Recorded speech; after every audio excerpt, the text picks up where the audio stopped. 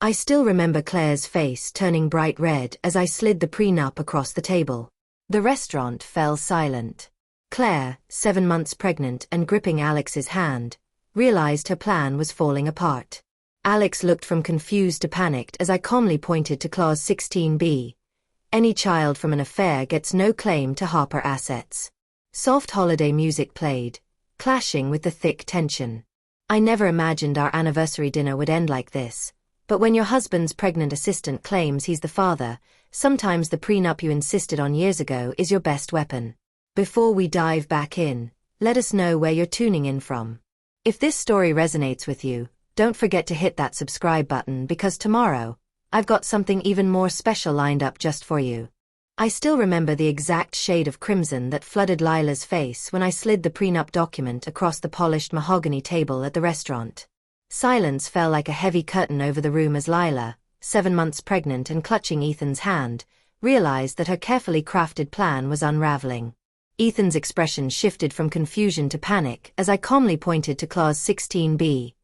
Any child conceived during extramarital affairs receives no financial claim to the Thompson family assets.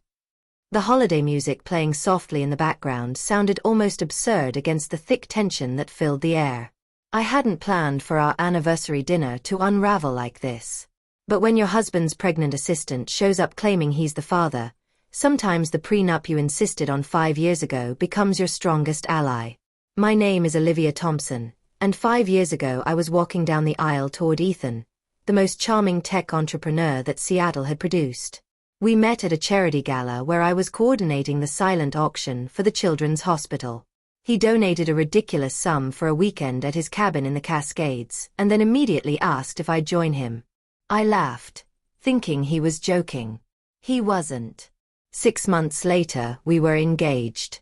Our wedding was featured in Northwest Living magazine, not because we were celebrities, but because Ethan's rising tech company had made him a local success story.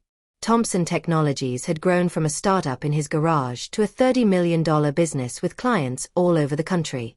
I had my own career in marketing, a master's degree, and a reputation for being meticulous about details.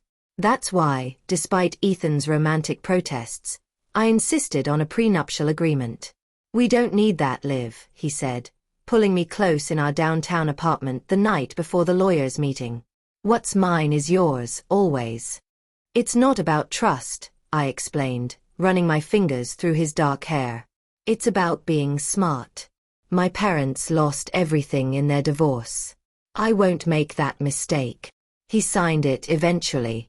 Kara, my college roommate and now a family law attorney, made sure the agreement was airtight. Looking back, that document was the first domino in a series of events that would eventually save me. The first 3 years of marriage were everything I'd hoped for. We traveled, renovated our dream home, and built a life that looked perfect on Instagram. Ethan's company kept growing, and I transitioned to consulting work with a flexible schedule. We talked about kids but agreed to wait until his business stabilized. We were the couple everyone envied, successful, attractive, and seemingly in sync. But subtle shifts began in year 4. Ethan started working later. His phone buzzed non-stop. The company was expanding to the East Coast, meaning more travel, more late-night calls, more stress. His patience wore thin, and our dinner conversations grew sparse. I told myself it was normal, just growing pains.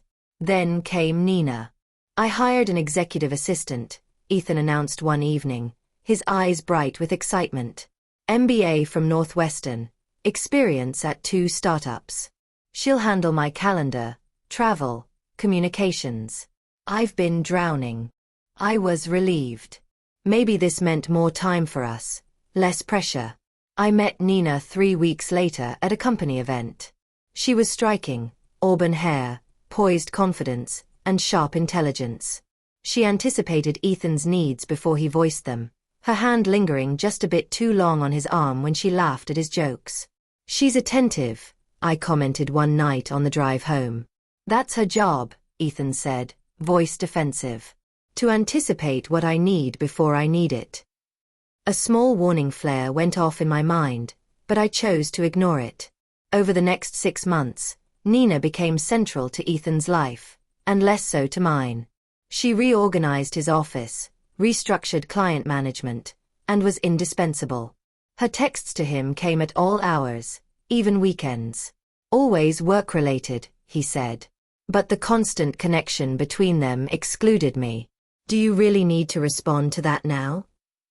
I asked one Sunday morning as we ate breakfast on the patio. The mountain air was crisp, and Ethan was typing furiously on his phone. It's important, he said. Nina's prepping for the Westridge presentation tomorrow. This deal could double revenue. You know, Ethan, I have an MBA too, I said. I could help with presentations if you want. He looked surprised. That's not necessary. Nina's got it. That was the first weekend I spent alone while he worked late on office prep. He came home exhausted but elated. I pretended to be asleep when he crawled into bed. The faint scent of unfamiliar perfume clung to his shirt. Olivia, my best friend since college, noticed before I did. We were having lunch near the mall when she placed her hand over mine, stopping me from mindlessly stirring sugar into my tea. Liv, what's going on? You've mentioned Nina a dozen times in the last half hour. I hesitated but admitted my fears. I think something's happening between them. Ethan's never around. He's constantly texting her. Last month, she accompanied him on 3 business trips. Have you asked him? Olivia pressed. Every time I bring her up, he gets defensive. Says I'm paranoid or jealous of her professionalism. Are you jealous? She asked. I thought carefully. Not of her job, but of their connection. The inside jokes, the way he lights up when she texts. And when I asked to use his phone last week, he snatched it away after I'd unlocked it. He'd deleted their conversation history. Olivia leaned back. That's not great. I don't want to be that person, I said. Spyware, following him, private investigators? You could hire one, Olivia suggested. But your gut is probably telling you the truth already. That night, I logged into our shared cloud account, not expecting much. Ethan was too tech-savvy for incriminating files. But then I found screenshots of hotel reservations from his supposed solo trips, booked for 2 guests. My hands trembled. No love letters or explicit messages, but multiple dinners, hotels, even a screenshot of a delicate sapphire necklace purchased days before my birthday. I never got that necklace. I needed advice. Kara's downtown office was a sanctuary. She listened, asked questions, then said, "The truth can be painful. When you have it, you'll need to act. For now, document everything. Cloud backups, credit card statements, phone records. Prepare financially. The prenup is solid, but only if you can prove infidelity." I left her office with a checklist and a hollow feeling. Daniel, Ethan, started working from home more. That felt odd. Thanksgiving was coming, and Ethan suggested we host dinner at our house. Mom was coming in from Phoenix. Maybe invite Emily and her husband, Jason and his wife. Small, intimate. Grateful for normalcy, I dove into planning. 3 days before Thanksgiving, while preparing the guest room, my phone buzzed with a text from an unknown number. Is this Olivia Thompson? We need to talk about Ethan and Nina. Meet me at Bluebird Coffee tomorrow 10 a.m. It's important. Heart pounding, I replied. The next morning, I sat in the cafe. A woman approached, professional, early 30s, with the calm confidence of someone used to being taken seriously. I'm Alison Brooks, she said. I worked in accounting at Thomson Technologies until 3 weeks ago. She explained she'd been fired after questioning expense reports, especially those approved by Nina. Hotel rooms, weekend trips, gifts, filed as business expenses but suspicious. She handed me a flash drive with copies. Why are you doing this? I asked. My mother stayed with my cheating father because she lacked financial independence and proof. I won't let another woman suffer like that. I left the cafe holding the flash drive, the weight of the truth settling in. That night, I locked it in my safe. The rest of Thanksgiving was a blur of forced smiles and quiet tension. When Nina announced she was pregnant, and Ethan confirmed he was the father, the room froze. I read the prenup clause aloud. Nina's face drained of color. "No financial claims beyond basic support," I said. The final insult, the sapphire necklace he'd bought me but given to her, hung heavy in the air. I slid the flash drive toward Ethan and told them to leave. Thanksgiving had been destroyed, but my fight had just begun. The morning after Thanksgiving, I woke hollow and numb. The house was eerily silent. No coffee brewing, no morning news, just the quiet aftermath of a marriage that had fractured beyond repair. My phone buzzed relentlessly with texts and missed calls from Ethan, desperate apologies and pleas to talk, but I was done. I had already contacted Kara and told Ethan, "From now on, all communication goes through my lawyer." His last message, sent at 3:17 a.m., read simply, "I'm sorry for everything. Too little, too late." I dressed in my armor, a tailored navy dress and blazer that gave me a sliver of confidence as I prepared for the battle ahead. At Kara's office, the legal details unfolded with brutal clarity. The prenup was strong, especially the infidelity clause, but Daniel's, Ethan's, lawyers were already challenging it, claiming duress and unconscionability.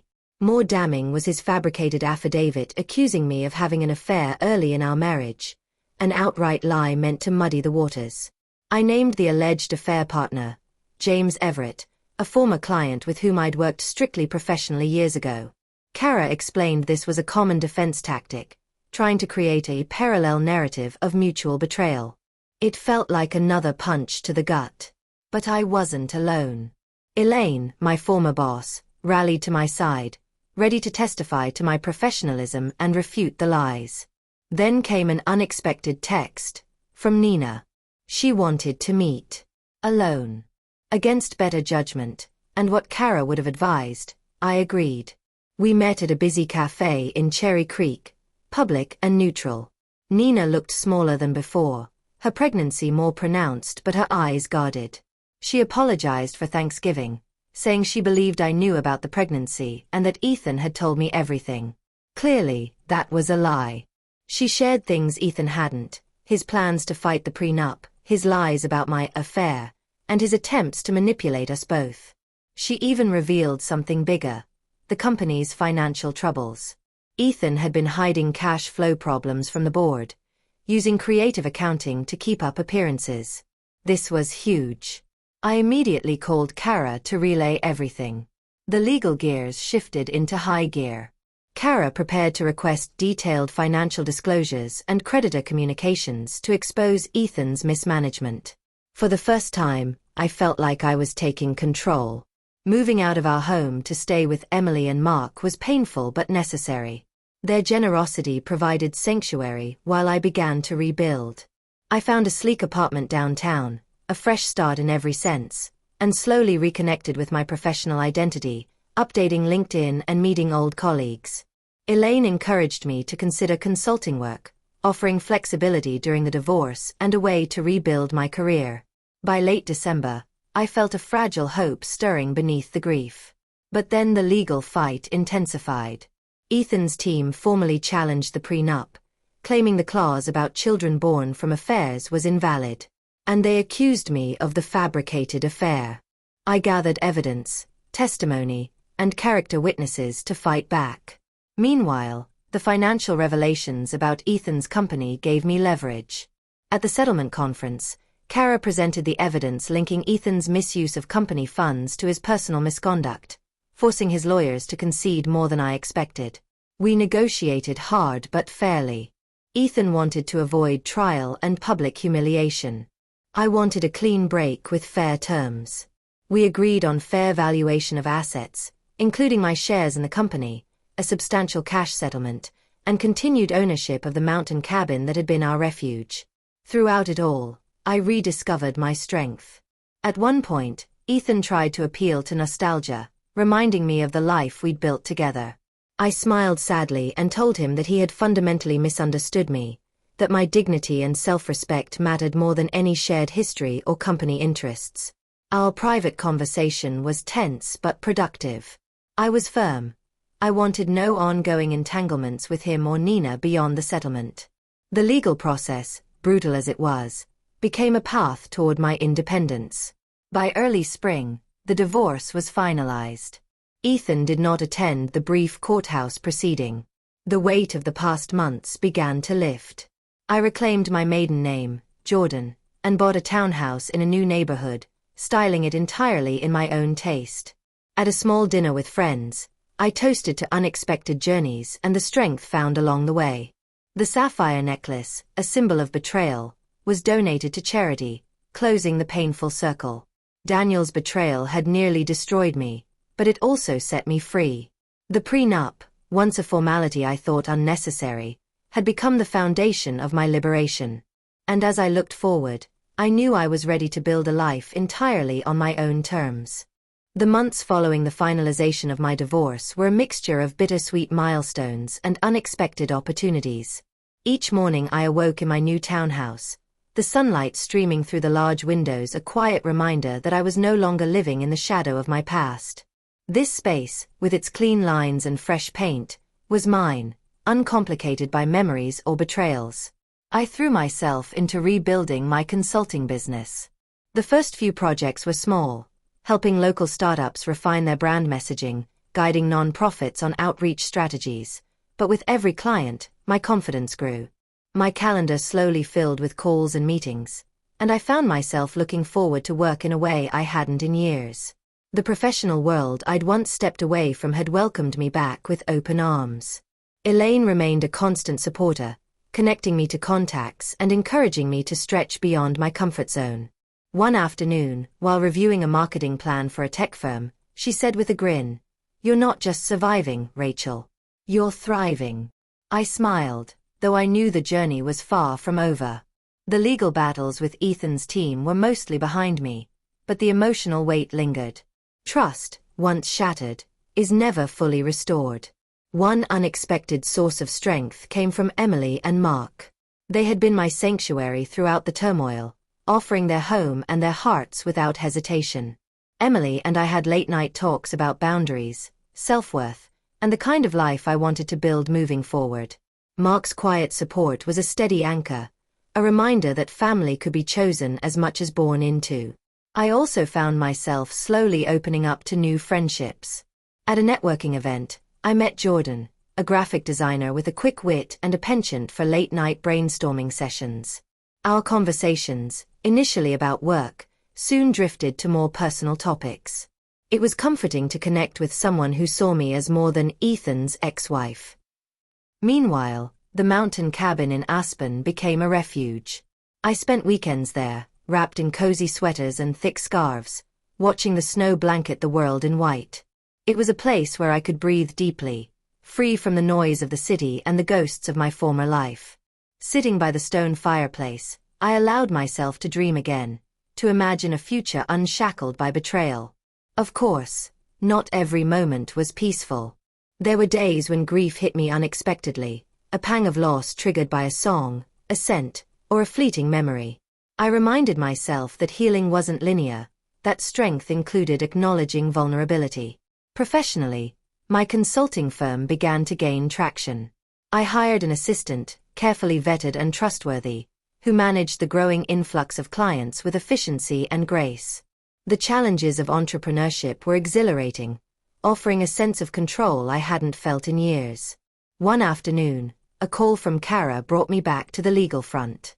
Ethan had quietly agreed to the settlement terms, but there were whispers of him trying to undermine the company's stability behind the scenes. Kara advised vigilance and reminded me of the importance of maintaining clear boundaries, not just legally, but emotionally. I realized then that my fight wasn't just for financial independence but for peace of mind. With that clarity came renewed determination. I began exploring new avenues, speaking engagements, workshops, even considering writing a book about resilience and self-empowerment. Each opportunity was a chance to reclaim my narrative, to transform pain into purpose. The support of friends like Olivia and Nina, despite their complicated roles, reminded me that even fractured relationships could offer unexpected wisdom. And then there were moments of quiet joy, laughter-filled dinners with close friends, spontaneous weekend hikes, the simple pleasure of a good book by the fire. One evening, as I prepared for a speaking engagement at a local women's leadership conference, I looked in the mirror and saw not the woman defined by betrayal but one reborn through it. This was my story now, a story of survival, strength, and the unyielding power of self-respect. And I was ready for whatever came next. Winter's grip on Denver slowly loosened, giving way to the gentle thaw of early spring. The snow melted in reluctant patches across the Rockies, and beneath the gray skies, life began to stir anew. I watched it all unfold from the floor-to-ceiling windows of my sleek new townhouse, nestled in the Highland neighborhood, a place chosen deliberately to mark a new chapter, far from the carefully curated life I once shared with Ethan. Each morning, I woke to sunlight spilling over the cityscape and mountain peaks, a sharp contrast to the darkness that had clouded the previous months. The quiet of my apartment was both a comfort and a challenge. Gone was the familiar hum of a shared life. In its place, an emptiness that sometimes threatened to swallow me whole. Yet I clung fiercely to the promise that this space, this freedom, was mine alone. My consulting business, which had started as a small spark of hope, grew steadily into a steady flame. What began with local non-profits and boutique startups soon attracted larger regional clients. My days filled with strategic planning sessions, creative brainstorms, and meticulous project management. Hiring a part-time assistant was a milestone, someone who not only handled schedules and emails but brought an easy camaraderie to the office. Together, we built workflows that allowed me to stretch my talents and reclaim my professional identity. Elaine's support remained unwavering. She introduced me to new contacts, encouraged me to speak at industry events, and helped me refine my pitch for prospective clients. One crisp afternoon, over shared sandwiches and coffee at a downtown cafe, she said, "Rachel, you're not just surviving, you're building. That takes courage most people never find." Her words lingered in my mind, especially on the harder days. Despite these victories, the legal battle with Ethan loomed like a storm on the horizon. His team's relentless attacks tested my resilience. Fabrications about an alleged affair early in my marriage were the cruelest cut, an attempt to undermine not just my case but my character. But with the steadfast backing of Elaine and former colleagues, who provided affidavits confirming the professionalism of my interactions with James Everett, these lies fell flat. Catherine, with her sharp legal acumen, was my anchor. She adeptly linked Ethan's financial misrepresentations to our settlement negotiations, wielding the evidence of his deceptive accounting as leverage. The company's true financial state was worse than publicly acknowledged. Losses disguised as growth, mounting debt, and operational risks that Ethan tried desperately to hide from the board. The settlement conference was a defining moment. Facing Ethan across the polished conference table, I saw the man behind the mask, strained, vulnerable, beaten down by the weight of his own mistakes. Our private conversation was tense but surprisingly candid. We both recognized the end of an era and the necessity for closure. I stood firm on enforcing the prenuptial agreement and insisted on a fair valuation of all assets, including his company shares. Ethan tried to appeal to our shared past, but I was resolute. This was about dignity and respect, not nostalgia. By day's end, we had tentative agreements, a substantial cash settlement in my favor, exclusive ownership of the Aspen cabin, our once shared sanctuary, and a fair portion of company shares. The legal paperwork followed swiftly. The divorce decree was finalized quietly in early March. Ethan was absent from the courthouse, likely in Chicago with Megan and their newborn son. His absence felt fitting, a silent acknowledgement of the fractures that had long since shattered our marriage. Emotionally, the wounds continued to heal in the company of friends and family. Olivia's engagement and upcoming wedding brought moments of joy and hope, a reminder that life marches forward even when personal dreams crumble. Her excitement was contagious, and I found myself genuinely celebrating with her. The townhouse was my refuge. Every piece of furniture, every color on the walls was a reflection of my tastes and ambitions. No compromises, no concessions. It was my fortress and my playground, where I could dream freely and plan without hesitation. Professionally, I embraced new opportunities eagerly. I accepted invitations to speak at marketing symposiums and conduct workshops on resilience and reinvention. These platforms gave me a voice and purpose beyond the shadow of my past. I reconnected with passions long neglected: writing, mentoring young professionals, and exploring creative projects that fueled my spirit. One afternoon, an unexpected package arrived. Inside was the sapphire necklace Ethan had purchased for my birthday, never given to me but instead passed to Megan.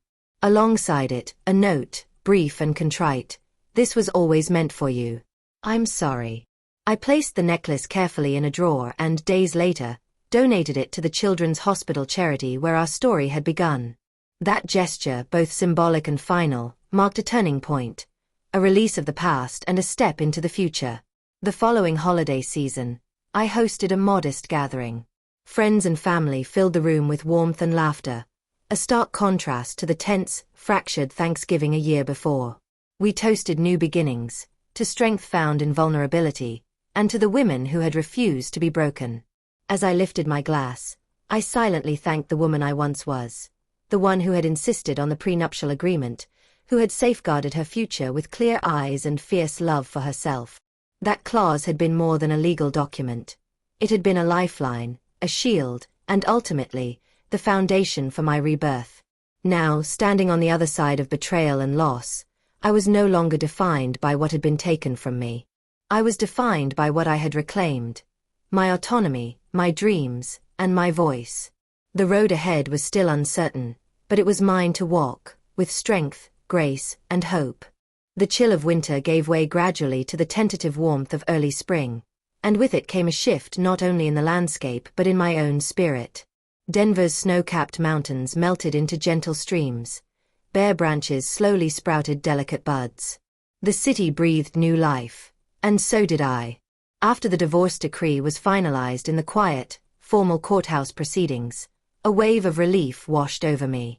The man who had once been my husband, my partner in life and business, was now a chapter firmly closed. Ethan's absence at the courthouse, presumably with Megan and their newborn son, felt like a final punctuation to our fractured story. It stung, of course, the realization that he was already moving on, building a new life, while I was left to rebuild mine from the shards. But the bitterness was tempered by a deep, hard-won clarity. I was free. Settling fully into my Highland townhouse felt like stepping into my own skin for the first time in years. The spacious, minimalist design reflected my desire for a fresh start. No reminders of the past lurked in the furniture or colors. Each piece was chosen deliberately: a sturdy oak desk for my work, soft armchairs for reading, walls hung with art that inspired me. The rooftop deck became my sanctuary, the place where I could watch the city lights flicker beneath the stars and dream without limits. My consulting business took on new life and momentum. I diversified my clients, working with non-profits, tech startups, and small businesses seeking to reinvent themselves. Invitations to speak at marketing conferences arrived, and with each engagement, my confidence grew. I began mentoring young professionals, sharing my story not just of success but of resilience, of rising from betrayal stronger and wiser. Elaine remained my steadfast mentor, her unwavering faith a balm on my tougher days. Our lunches became celebrations of milestones: a new client signed, a glowing testimonial, the first profitable quarter in years. She pushed me gently, reminding me of my worth and the value I brought to the table, even when self-doubt whispered otherwise. Socially, my circle of support blossomed. Olivia's engagement and upcoming wedding brought moments of joy I hadn't expected to feel so soon. Her radiant happiness was infectious, and being named her maid of honor filled me with bittersweet pride. Emily and Mark's constant kindness provided a comforting reminder that family, when chosen or given, could be a true refuge. Even Catherine, my once formidable lawyer, evolved into a trusted friend, a reminder that strength sometimes comes dressed in business suits and legal briefs. There were quieter, more personal victories too. I relearned the art of solitude without loneliness. I filled my days with books, art, long walks, and rediscovering forgotten passions: writing, photography, music. I reconnected with old friends, rekindled hobbies, and slowly stitched together a life that was wholly mine. Then came the package. A small box bearing Ethan's name on the return label. Inside, nestled in delicate tissue, lay the sapphire necklace, the one I'd seen months earlier in his cloud backups, purchased for my birthday but never given to me. A handwritten note accompanied it. "This was always meant for you.